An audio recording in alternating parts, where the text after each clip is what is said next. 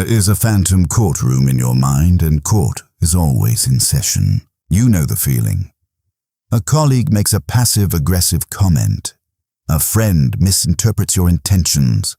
A stranger on the internet questions your intelligence. Instantly, your pulse quickens. The gavel strikes. Your ego dons a tailored suit, scrambles to the podium, and begins frantically organizing evidence. You rehearse arguments in the shower. You draft paragraphs of defense in your notes app, perfectly calibrated to dismantle their logic and expose their flaws. You are desperate to make them see, but look at your hands. Look at the energy you are burning. We tell ourselves we are defending the truth. We tell ourselves that justice requires the record to be set straight. But if we strip away the noble justifications, what remains is something far more fragile. We are not fighting for the truth. We are fighting for our reflection. We are staring into the funhouse mirror of someone else's mind, seeing a distorted image of ourselves and trying to reach into the glass to bend it back into shape. This is the exhausting reality of needing to be right. It is a psychological treadmill disguised as a battleground. And as long as you step onto it, you will never arrive at the peace you're looking for. Today, we are not looking for a clever comeback. We are looking at a radical shift in perspective. We are exploring the quiet, often uncomfortable discipline of letting people be entirely, hopelessly wrong about you. Why does a false accusation or an unfair judgment sting so deeply? It is because subconsciously we operate under a dangerous delusion. We believe that other people's perceptions dictate our reality. If someone views you as incompetent, selfish, or weak, your brain registers this not merely as an alternate opinion, but as an existential threat. Evolutionarily, this makes sense.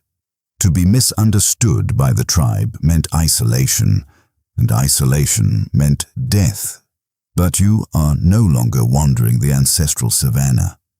You are navigating a hyper-connected, deeply fractured modern world where misunderstandings are the default currency. The Stoics had a word for the antidote, Autarkeia. It translates roughly to self-sufficiency, but not the self-sufficiency of growing your own food or living off the grid. It is the psychological self-sufficiency of the soul. When you rush to prove someone wrong, you are violating this principle. You are willingly handing over the keys to your emotional kingdom. By engaging in the debate to clear your name, you are implicitly telling the other person, "Your verdict holds authority over my peace. I cannot rest until you grant me permission to feel good about myself again." To adopt the Stoic framework is to realize a cold, hard truth: you cannot control the machinery of another human being's mind. Their judgments are built of their own insecurities, their own past traumas, and their own limited vantage points. When you try to prove them wrong, you are demanding that they dismantle their entire psychological architecture just to accommodate your ego. It is a fool's errand. True power does not lie in securing a favorable verdict from the jury.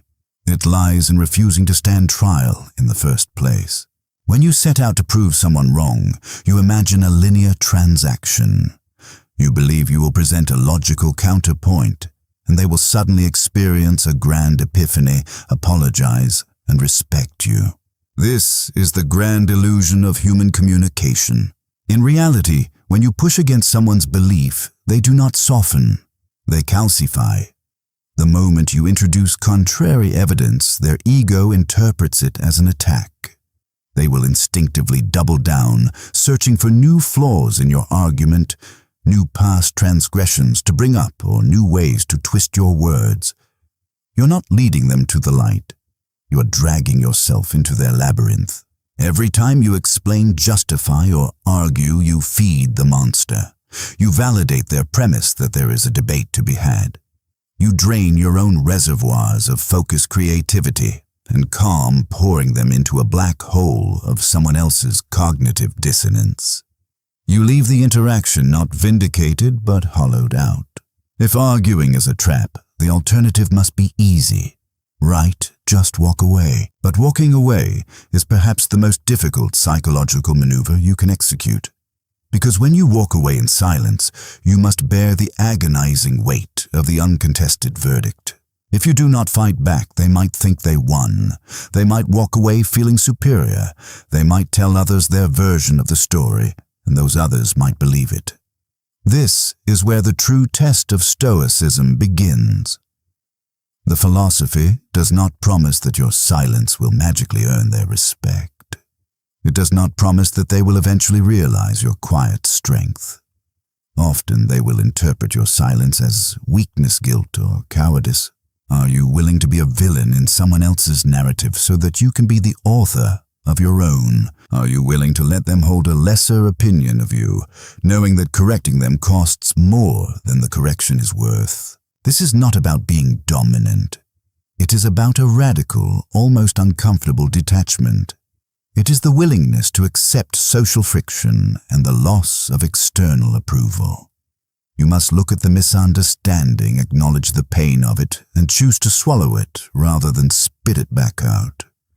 You let the unfair judgment sit in the air, suspended untouched by your hands. Imagine a heavy storm beating against the walls of an ancient stone fortress. The wind howls, carrying debris and dirt, slamming it against the rock. What does the fortress do? Does it step out to argue with the wind? Does it try to convince the storm that it is blowing in the wrong direction? It simply stands. It allows the storm to exhaust itself.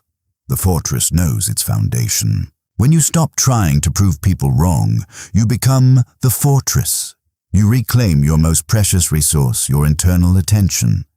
You stop living in the hypothetical future of what they think, and you return to the immediate reality of what I know to be true.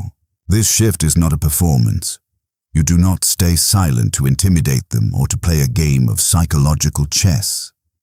You stay silent because you genuinely realize that their misperception is their property, not yours. It is a heavy burden they have chosen to carry, and you are simply declining their invitation to help them carry it. There is a profound grief in giving up the desire to be understood by everyone. You must mourn the fantasy that you can control your reputation. You must mourn the idea that truth always prevails in the court of public opinion. It does not. Sometimes lies linger. Sometimes unfair judgments remain forever uncorrected. But in the ashes of that grief, a very specific type of freedom is born. The next time someone doubts you, accuses you, or misinterprets you, observe the rush of adrenaline. Feel the phantom lawyer step up to the podium in your mind, and then slowly, deliberately dismiss the court. Let the accusation hang in the silence. Look at the person, recognize the limitations of their perspective, and quietly detach your worth from their vocal cords. They might walk away thinking they have defeated you. They might believe they have exposed your flaws. But as you stand there, watching them leave with your energy intact and your mind entirely your own, ask yourself, what happens when you no longer need them to be right about you?